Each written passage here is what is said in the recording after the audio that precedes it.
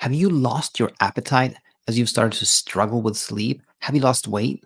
Or have you perhaps gained weight or heard that insomnia can lead to weight gain?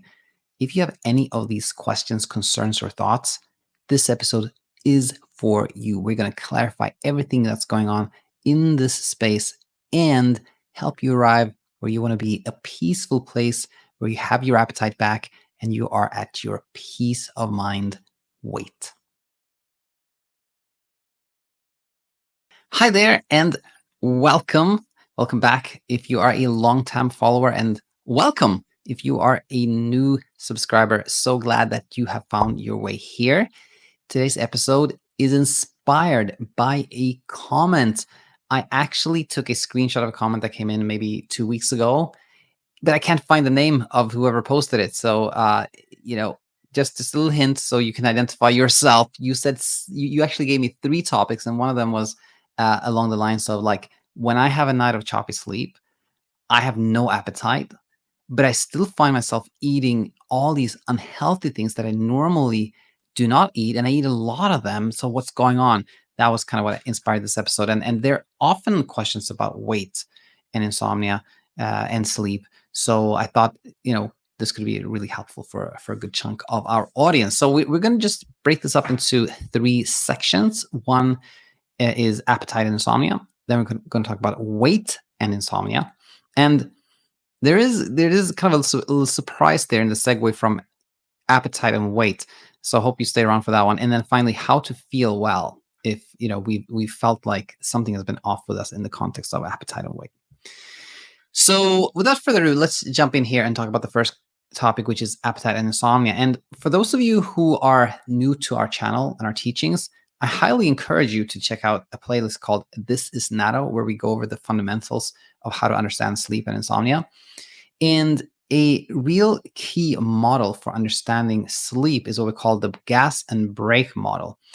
And very briefly, it teaches us that sleep drive, essentially how much our body wants to sleep at any given moment, is driven by how long we have been awake before that. There's like a sleep drive, a drive to sleep that builds up the longer we stay awake. But there's a break in our sleep system, a safety break in our sleep system, and that is hyperarousal, when our mind is in this heightened state of alertness or vigilance that keeps us awake. And that's for safety purposes. We're supposed to be alert and vigilant when our brain thinks that there may be a threat around us. And our eating system, appetite system, hunger system, whatever you want to call it, actually works in a very similar way. Hunger, just like sleep, is homeostatically regulated, which simply means that the longer we go without eating, the more hunger builds up, the more drive to eat builds in our body, if you will. In other ways, we can say that the drive in our hunger system is built by fasting. Okay. So our hunger is built, stronger and stronger the longer we go without eating.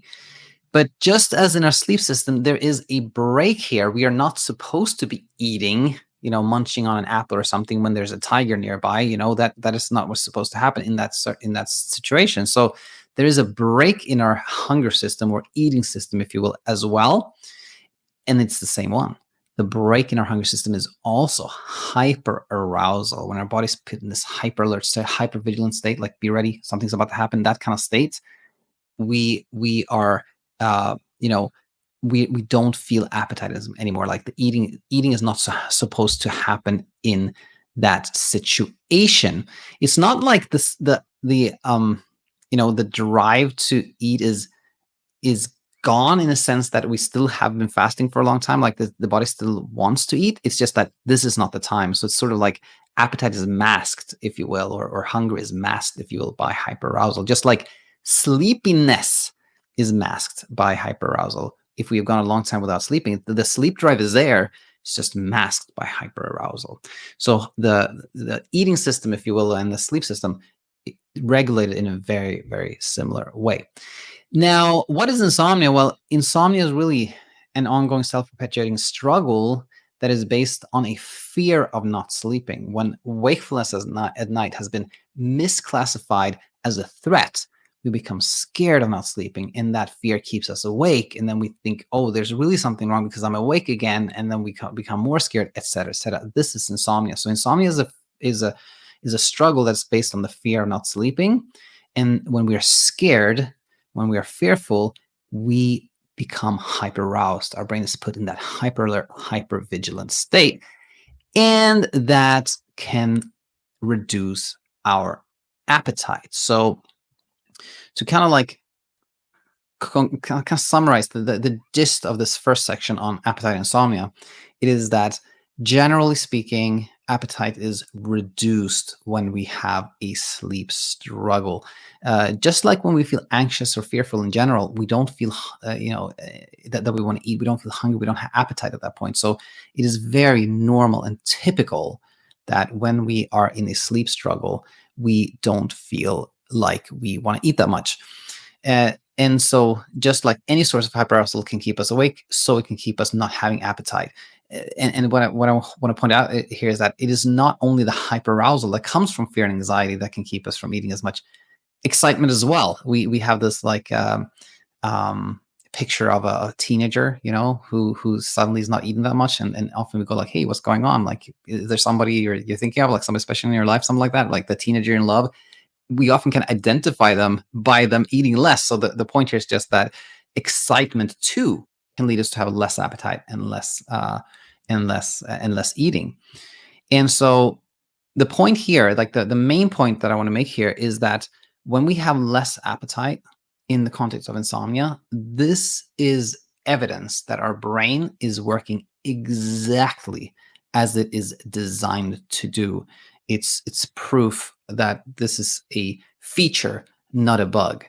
There's just been a misunderstanding. There is no actual threat, in the insomnia realm. There is no actual threat. There's just been a misclassification of wakefulness at night as a threat, which has made us scared, made us hyper aroused, and then we have had less appetite and we've been eating less. But all this is totally, totally normal. And before we talk about weight, I just want to highlight this episode, Talking Insomnia number 71. We had a client in our Insomnia Immunity program, Brenda, who was very concerned because she had no appetite whatsoever. But when she started learning and understanding, and her fear faded, her hyperarousal faded, she could eat a cheeseburger. And I remember when I interviewed her for that episode, she was like, Daniel, I ate a cheeseburger and it was so yummy. And it was like she enjoyed that meal for the first time in a long time. And it was just such a moment of relief and release. It was such a nice moment. But there's more to learn there in general, but particularly on the topic of appetite. So if you want to check out this episode, go ahead. Now we're going to move over to weight and insomnia. And, based on what we talked about so far about appetite, it is not surprising that weight loss is very common due to the reduction in appetite and us eating less. Very many of our clients experience significant weight loss, 30, 40, 50 pounds. And the reason I really want to talk about this is that when this starts happening, when we are losing weight and we have been concerned about our health, the weight loss can seem like evidence that this isn't just, us being a bit anxious or frazzled or whatnot. The weight loss can seem like this is evidence that I am dealing with a real medical serious condition here. And of course, to anyone out there, like, nothing here is medical advice. If you are concerned about your health, talk to your doctor. But with that said, when we know that losing weight in the context of an insomnia struggle, which is a fear struggle, when we know that is typical, that alone can take away a lot of pressure and a lot of anxiety, and that can be really, really, really helpful.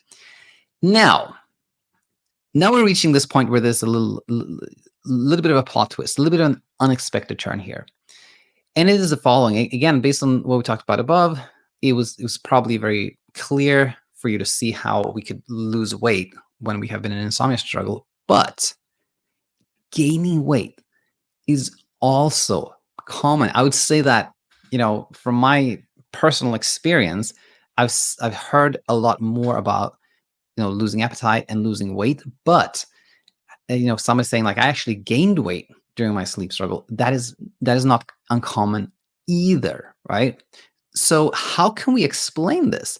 Based on the above, again, it would seem like we would never have weight gain in the context of insomnia because we have less appetite. But the thing is that we can actually eat, and we can eat a lot, even when we don't have appetite, because there can be another driver of us eating. When we eat without appetite, eating has become an effort to escape difficult emotions. This is what we can call emotional eating. And how can this happen? Well, we all have different ways to meet a difficult emotion. And for some of us, when we feel really anxious and we don't want to feel anxious, which is natural because it's unpleasant, we eat something. We eat maybe something sugary, something sweet, something salty, something fatty, something greasy, whatever it is, that temporarily sort of distracts us from what we're feeling and gives us a little bit of a relief. We can call that emotional eating. We feel in a certain way, we don't feel that way, and we use eating as a means of try to escape those emotions, right? So this very often happens with insomnia. And this is what actually kind of made me think of making this episode when the commenter said, I have less appetite after a little sleep, yet I'm eating more unhealthy things. And this kind of summarizes everything we talked about so neatly. When we have a night of a little sleep, that is because we have been in this hyperaroused state, and it's not surprising that we have less appetite. But because we are in this hyperaroused state and it's so uncomfortable, we want to try to escape it. And one way of doing that is by eating, right? So now I think we've seen how although insomnia leads to less appetite, and typically I would say less it typically leads to weight loss, it can also lead to weight gain. Now, final comment on this. The final comment on the comment would be this one, that it can look like we have lost self-control. And this was actually part of the comment. Someone says, the person commenting said, I typically have very good self-control. I don't eat unhealthy things very often, but it's like I lose the self-control after a night of little sleep. And I would say, to me, it's not that we have that. It's not necessarily that we had control that we lose. To me, the explanation is more that at a baseline state, there's nothing we are afraid of. So there's no drive to eat something that makes us escape that fear inside us, right? But when we are frazzled, it's not like we lose control, but we have another driver of eating. And the reason I highlight this is that whenever we think I had control before, I need to have control now, we are on a path towards like more effort, more attempts to manage, more attempts to control something that we cannot control, which is our sleep and our own emotions. So knowing that, oh no, I didn't have control before, I didn't exercise control before, that sets us off on a path where we're no longer trying to have control, we're no longer trying to manage, and then things fall into place by themselves. So just a little comment on that. Now, finally here, how can we feel well again if we have had little to no appetite, if we have lost weight, or we have gained weight again? To me, I think a big part of this is understanding ourselves. When we no longer think it is strange that we had less appetite, we no longer think it is strange that we gained weight, we no longer think it is strange that we lost weight, then the lack of thinking that something strange is happening leads to less fear, less hyperarousal, and automatically we find that our appetite comes back and we start feeling like ourselves again. And as our appetite comes back, our weight actually goes to our peace of mind baseline. If our weight went up during our struggle, or if our weight went down during a struggle, it really doesn't matter, because when we're no longer struggling anymore, it goes back to our peace of mind baseline. Speaking of which, I of course hope this was really helpful to you and wish you a lot of peaceful sleep and peace of mind. But as always, any thoughts, questions, comments, post them in the comment section, and I'll try to reply to as many as I can.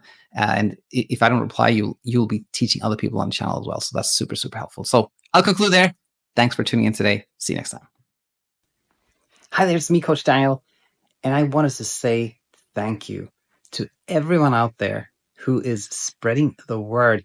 You know what I've noticed in the last 6 months to 12 months or something like that is when I ask people how they found us, one of the most common answers is somebody told me on Reddit. And every time I hear that, it really warms my heart. It makes me so glad to hear that someone went out of their way to tell a fellow human about the Sleep Coach School. If you're one of those people out there spreading the word, I want to say thank you so, so much. And if you're not, then maybe you'll see an invitation in doing so, or you can simply hit the like button or hit the subscribe button. That alone helps so, so much in getting our teachings out there and helping more and more people in the world. That was all I want to say here. Thanks so much for tuning in, and can't wait to see you again.